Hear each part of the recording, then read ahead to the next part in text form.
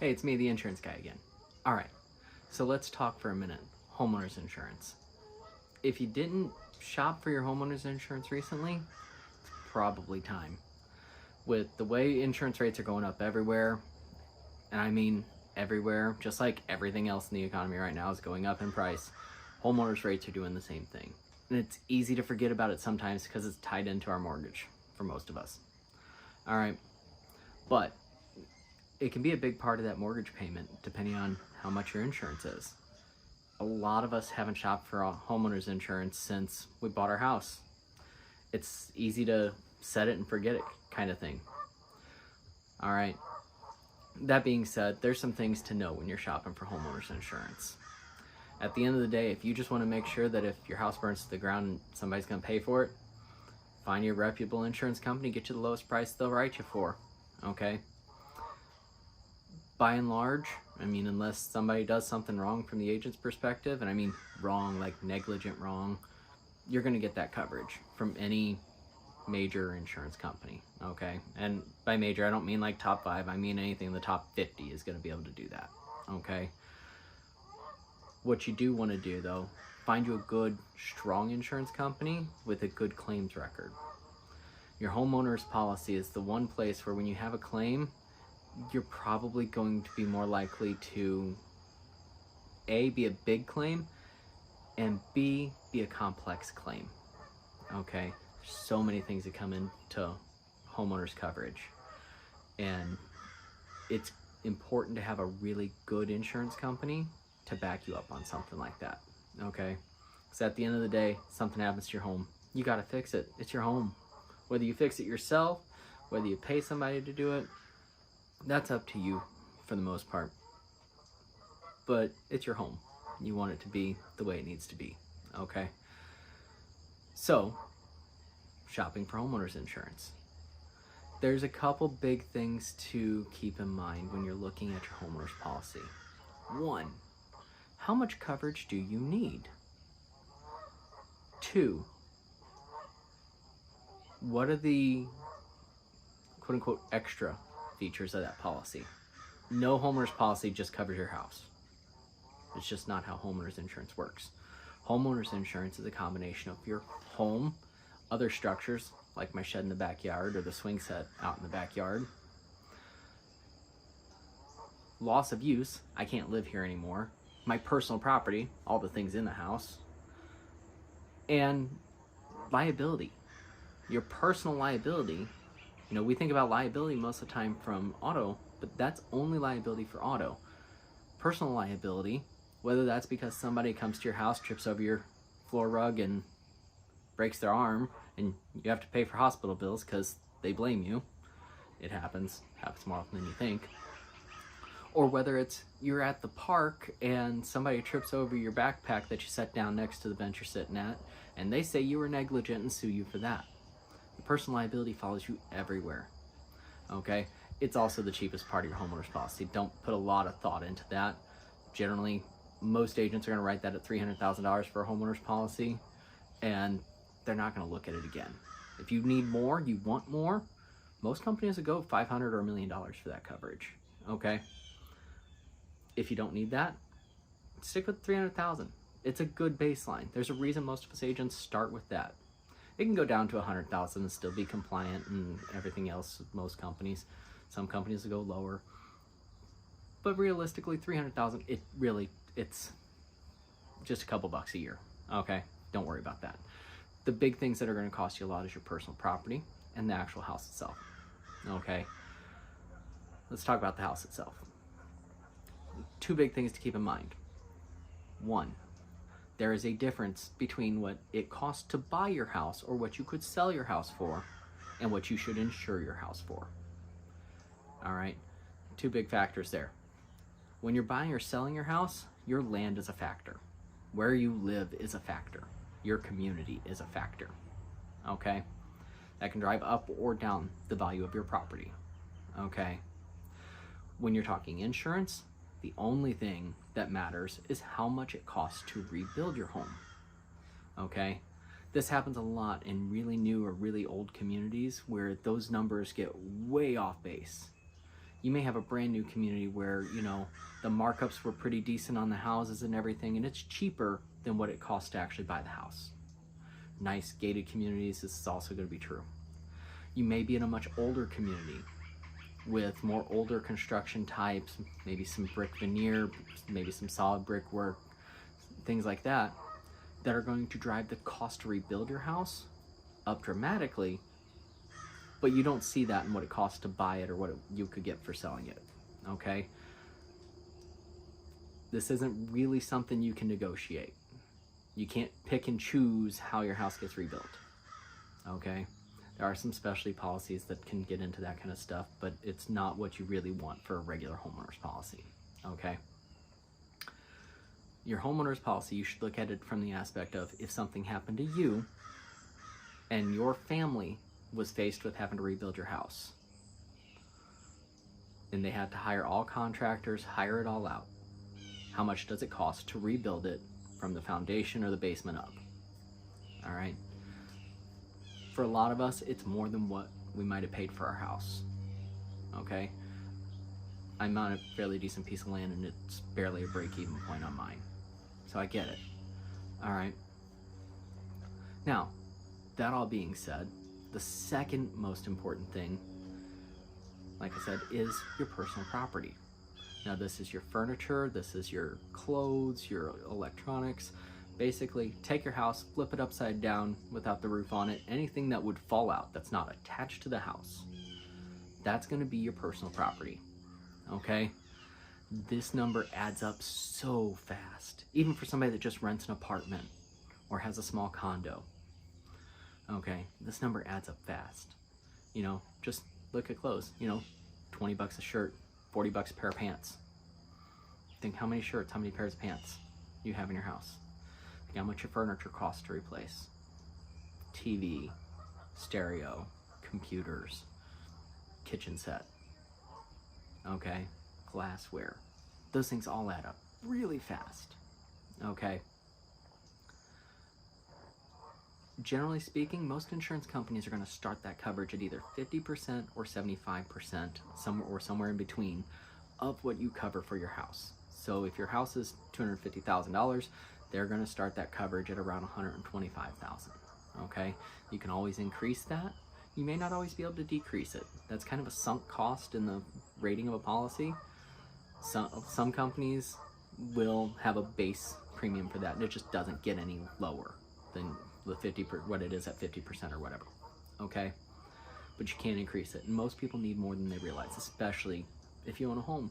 Your home's full of furniture, decorations, clothing, you have multiple kids. It adds up. Okay, there's a second part to personal property though. Almost every insurance company gives you an option to cover your personal property at what's called replacement cost. Okay, the default insurance service office, the standard ISO policy, covers personal property at actual cash value. Okay, fancy insurance word for depreciated value. Okay, so if you bought your TV 10 years ago and it's a 60-inch flat screen TV, that TV probably cost you a couple $1,000s 10 years ago. Today, you can go to Walmart, buy a TV with same features for probably 300 bucks, 400 bucks, I don't know, something like that. Super cheap. Because it's 10 years old, it doesn't have all the features that the new couple $1,000 TVs have. So the depreciated value is going to be closer to that super cheap Walmart TV. Okay? Or it may be less. You know, if your TV was only rated for 10 years of life and you're at 11 years, that's almost no value whatsoever. I mean, it's basically scrap value. And that's what you would get on an actual cash value policy. Like I said, most insurance companies give you the option to carry that at replacement cost coverage, which means whatever it costs to buy like quality, like capabilities TV. Okay, so you know, if you bought a really nice Samsung TV a few years ago, you're talking about going out and get another nice Samsung TV and then reimbursing you or paying you out the difference for that. Okay, really important to keep that in mind when you're thinking of adding up all this stuff up. Okay, again, when you're talking about increasing coverage, a lot of times increasing coverage proportionally isn't that much. okay? It can be, but a lot of times increasing your personal property a couple thousand or 10,000 or something isn't very much in the annualized premium of your homeowner's policy. The house itself is where that comes into play. All right, so let's circle back. We talk about pricing. Discounts are huge, okay? You do get discounts if you have a security system. Most homeowners policies still offer discounts specifically for smoke detectors, fire extinguishers, deadbolt locks, those type of things. It's important if you get a security system and it's a reporting one, whether that's ADT and it goes to their alarm system, whether it's Ring and it goes to theirs, or Simply Safe and goes to theirs, whoever it may be, okay? That you get, they should be able to give you a certificate showing that it does that you have that capability. Get that to your insurance company, especially if it does more than just burglary. If it does fire alarm and burglary, maybe it's got water alarm sensors to tell you if you've got a water leak. All those things can be discounts. The other big thing, renovated or new home credits, okay? Insurance companies love, well, agents love to give these discounts, okay? If you've done a full renovation, you've completely replaced your HVAC system, completely replaced your roof, had the whole house rewired, had the whole plumbing system redone, and I mean complete when we're talking about renovations, keep documentation of that. If it's been in the last couple years, let your agent know when you're getting a quote. A lot of times we can drive that premium down. If you just bought a brand new house, okay, odds are we're going to know that because we're going to ask you when the home was built, okay? And if it's in the last few years, we're going to automatically apply all those benefits, okay? But keep those things in mind. Additionally, the roof. Even if your roof was replaced in a claim, make sure you tell us about that, okay? And I say this because claims and service departments, and even in the same insurance company, don't always tell each other, that kind of thing. We may see your claims history and we may see there was a roof claim, but we don't know if it was completely replaced, partial replacement, maybe it was just a repair, maybe it was a really bad repair, okay? We can't just default look at a claim and say, oh, that replaced the roof. You gotta tell us that, okay? Keep documentation of those type of things. Most insurance companies will give a discount on that for 10 years, okay? Some less, some more. The other aspect of that, especially on roofs, is a function called actual cash value or replacement cost. Similar to what we talked about with personal property. Actual cash value roof means they're going to look at depreciated value. If your roof was supposed to last 20 years, it's 10 years old, and it needs to be replaced because of hailstorm, windstorm, whatever happened, the insurance company's going to look at that. They're going to take the material side of that, and they're only going to pay half the materials. They're going to pay 50% of it because you got 50% of that life out of that roof, okay? A lot of insurance companies are starting to offer, if your roof is new enough, normally it's under 10 years, under 16 years, something like that, okay? If your roof is new enough, a lot of companies will offer a replacement cost coverage for the roof, which means you pay a little bit extra, but even if your roof's 5 years old and something happens to it, the insurance company goes, yeah, whole roof needs replaced, and they pay for the whole thing minus your deductible, obviously, okay? It's a great thing to consider. If you can afford it, great option to have. If you're scraping by and you need the absolute least expensive thing, make your considerations, okay? If you're shopping your homeowner's insurance and you haven't done it in a lot of years, there's a good chance you're going to save enough money to make some considerations for adding some of these extra coverages, okay? Good thought to have, okay? It's a good place to be in. All right. I mentioned deductible. This is going to be kind of my last talking point for homeowners policies, okay? It's a big one though, okay? There's a couple different deductibles that apply to a homeowner's policy, okay? The first one is, in the insurance term, all perils, okay? This is your basic standard deductible, okay? When your insurance company says what's your fire deductible, what's your all hazards or whatever, this is what we're talking about, okay? Used to be real common to set this at $1,000. A lot of companies are pushing towards percentages now, okay? Here's the thing to remember there. Whether it's a percentage or a dollar amount, don't let that scare you. Just do the conversion. If it's a 1% and your home is $250,000, that's a $2,500 deductible, okay? If your home's 100,000, it's $1,000 deductible. Okay, and they can do one, 1.5, 2, 2.5, all sorts of things there. Okay, you can even do dollar amounts with most insurance companies still for this deductible. Okay, the key to all deductibles, it should be as high as you can reasonably afford to pay out of pocket yourself. Okay, if your roof's destroyed today and you have to have somebody come out next week and replace it, you know, do you have $2,500 in the bank to cover that? If not, see how low you can get that deductible. Okay, if you come up with it, awesome. Carry that higher deductible, save the money. Okay, the other side of that, don't set your deductible lower than what you would just pay for out of pocket to fix. And what I mean by that is, let's say you have a pipe leak in the wall, okay? And you're like, it's $2,000 worth of work with the drywall work and everything else, okay? If you would just pay that $2,000 out of pocket and not file a claim in the first place because you don't want your rates to go up, I've done that stuff, I get it, okay? Don't set your deductible at $1,000. Set your deductible at whatever that limit is for you personally, okay? You know, for me, it's that cutoff between projects that I do myself and that I have to contract out, okay? You know, if it's replacing a broken window pane, obviously, I'm going to just do that myself. I'm probably going to go as far as replacing a door, okay? Broken pipe, same thing, okay? But my roof, outside of my capabilities, okay? Replacing my whole garage door, outside of my capabilities. Mainly, I don't have the equipment to lift the door that way.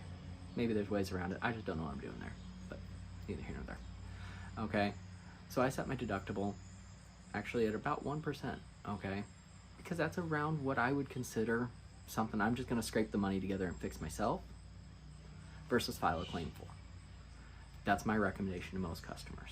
Set your homeowner's deductible at that point. Now, I said there's multiple factors to deductibles, okay?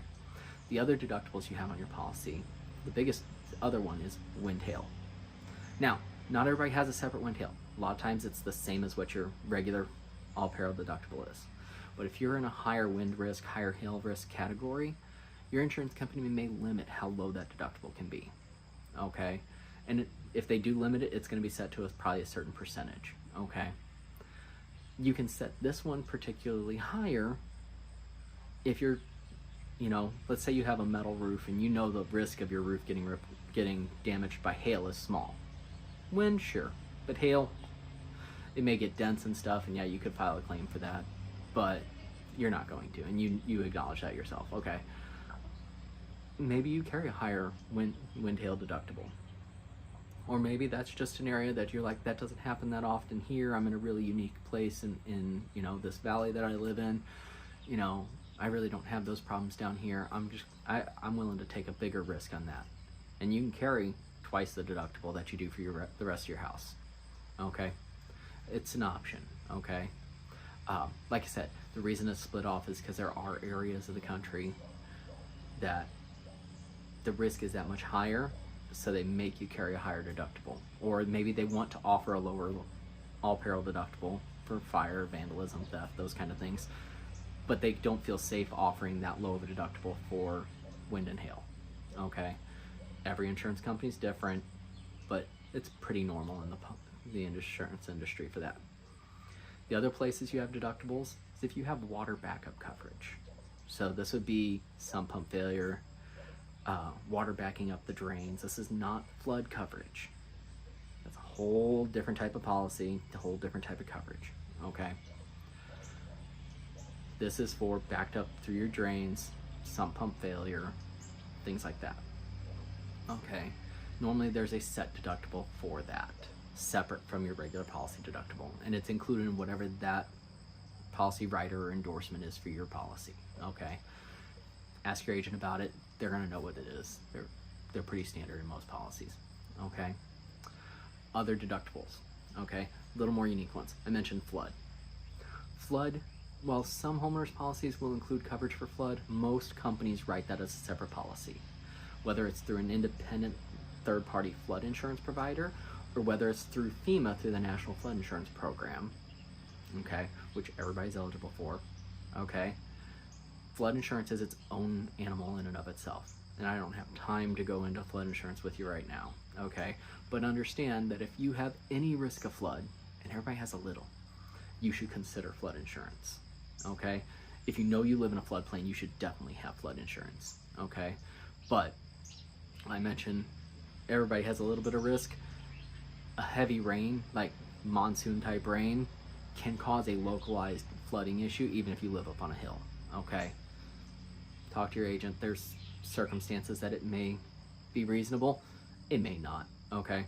I don't carry flood insurance. I live on a hill downward to a dam protected lake, okay? Yeah, monsoon could cause some damage, but it's not likely, not with the way my foundation's built. Just my personal example there, okay? The other insurance coverage to consider that has its own deductibles is earthquake. If you're in any kind of a seismically active area, which seems like here lately is most of the country in some small, minute amount anymore, earthquake coverage is normally available to you. Again, this could be through a separate company, whether it's a third-party independent earthquake insurance company, whether it's in a state like California that has a state California Earthquake Authority, or whether you add it to your homeowner's policy through your home insurance company. It's always an additional coverage. It's never included in your regular policy, okay? This is specific to an earthquake, the ground moving underneath your house, okay? It always has its own deductible, normally much, much higher than your regular policy deductible.